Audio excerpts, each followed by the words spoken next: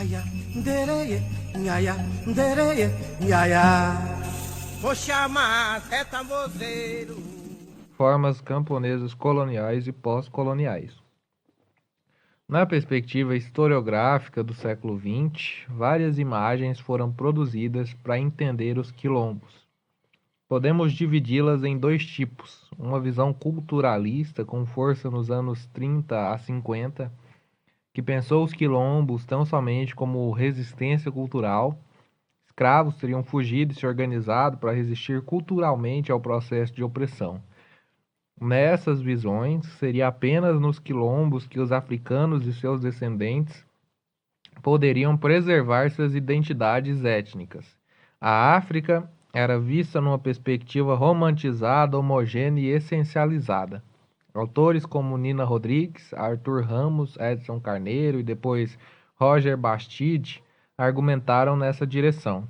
E 2. Uma visão materialista, que ganhou força nos anos 1960 e 70, com críticas formuladas às teses da benevolência da escravidão brasileira propostas por Gilberto Freire. Apresentou os quilombos como a principal característica de resistência escrava. Devido aos castigos e aos maus tratos, os escravos resistiram à opressão senhorial, fundando quilombos. Essas visões apareceram com força nos textos de Aderbal Jurema e depois Clóvis Moura, Luiz Luna, Alípio Goulart e Décio Freitas.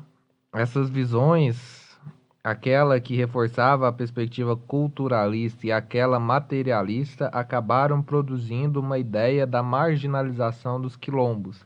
Seriam mundos isolados, ora de resistência cultural, ora de luta contra o escravismo.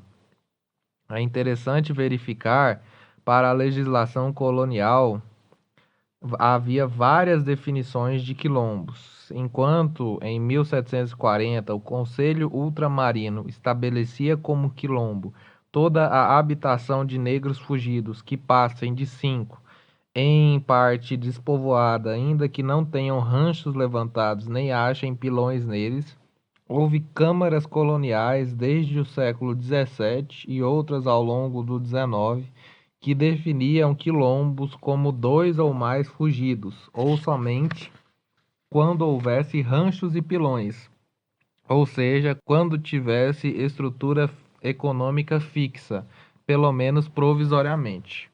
Em função da diversidade, intensidade e frequência espacial e temporal dos quilombos brasileiros, uma tipologia pode sugerir generalizações. Determinar entre grandes, médios ou pequenos formas de organização e estruturas sociais é complicado.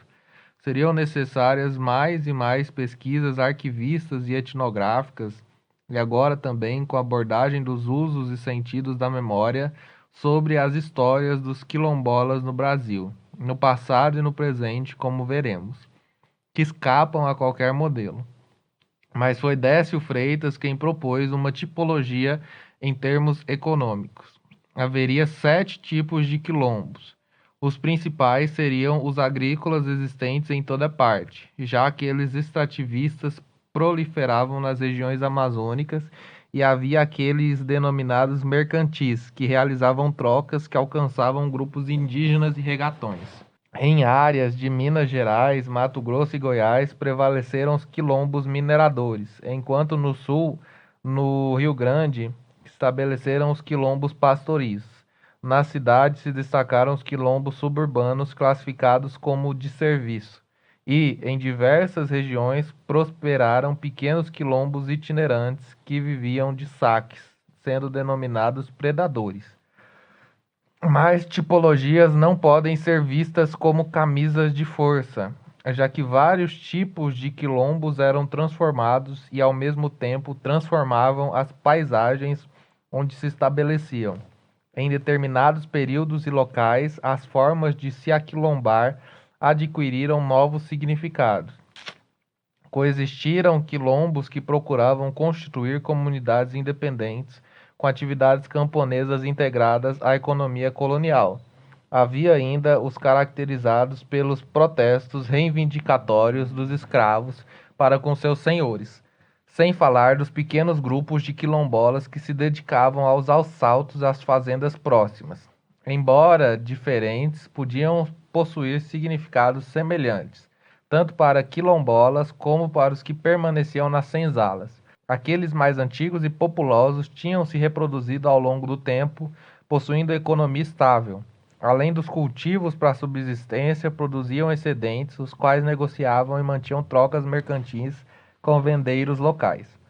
Acabavam sendo reconhecidos como roceiros, já que iam frequentemente aos povoados circunvizinhos comercializar, comprar pólvora e munição, e alguns deles até trabalhavam eventualmente para fazendeiros locais em troca de proteção, dinheiro e mantimentos. Suas comunidades se situavam em terras de fronteira econômica de ocupação. Eram protegidos pela geografia de uma dada região, entre rios, montanhas e florestas, e também por sistemas de defesas com paliçadas e estrepes. Podiam ainda combinar estruturas mais estáveis com acampamentos provisórios, que ao mesmo tempo confundiam as ações das expedições repressoras, que na maioria das vezes apenas encontravam ranchos abandonados e facilitavam as relações mercantis com os quilombolas, até mesmo mantendo contatos com os escravos de várias fazendas. Não era incomum, nos períodos de repressão, quilombolas procurarem abrigo junto às senzalas próximas. Os quilombos, caracterizados como protestos reivindicatórios, eram constituídos por escravos fugidos de uma mesma localidade e ou fazenda, sendo na maioria das vezes de um mesmo fazendeiro. Procuravam se manter no interior das terras de seu próprio senhor, em protesto, que podiam durar alguns meses ou até anos, reivindicavam espaços autônomos. Não raras vezes aceitavam voltar à situação de cativos com a condição de verem suas exigências atendidas. Contavam com o apoio de cativos, fossem os pertencentes ao seu próprio senhor, fossem de fazendas vizinhas. Podiam ser protegidos e acoitados por fazendeiros. E, por fim, havia os pequenos grupos de quilombolas, mais itinerantes, a maioria constituída de pequenos agrupamentos de homens que não possuíam acampamentos físicos e cuja economia tinha um caráter predatório. Atacavam viajantes à beira da estrada para lhe roubar dinheiro, invadiam fazendas em busca de mantimentos e furtavam criações e gado das propriedades por onde passavam. Com o dinheiro e o produto dos roubos, podiam manter trocas mercantis com taberneiros que lhe forneciam armamento, munição, aguardente. Também os avisavam do movimento de expedições punitivas. Outra característica desse tipo de quilombo era o de fazerem ataques a fazendas e povoados próximos, praticando assassinatos de feitores e fazendeiros. Tal movimentação fazia com que muitos desses acampamentos tivessem conflitos com os cativos nas senzalas. Muitos escravos temiam que as mulheres fossem sequestradas ou até mesmo que os produtos de suas roças fossem saqueados. Apesar de não possuírem acampamentos fixos, a área de atuação desses pequenos grupos era restrita às localidades para as quais fugiram. As autoridades viam esses agrupamentos como simples bandos saqueadores. Embora com características diferentes, podiam coexistir numa mesma região em dado período e suas ações se integravam.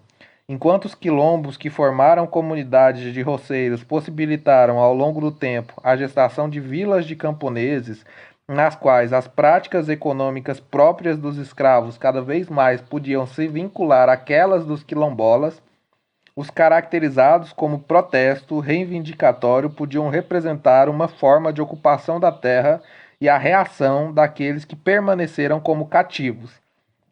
Manter ou alargar conquistas ou aquilo que consideravam direitos costumeiros tinha significados diversos. Aquilombaram-se para que não fossem vendidos ou transferidos, para que não se aumentasse o ritmo de trabalho, para que pudessem continuar cultivando roças próprias, para que não recebessem castigos rigorosos, ou então para serem considerados livres e possuidores de terra depois da morte de seus senhores.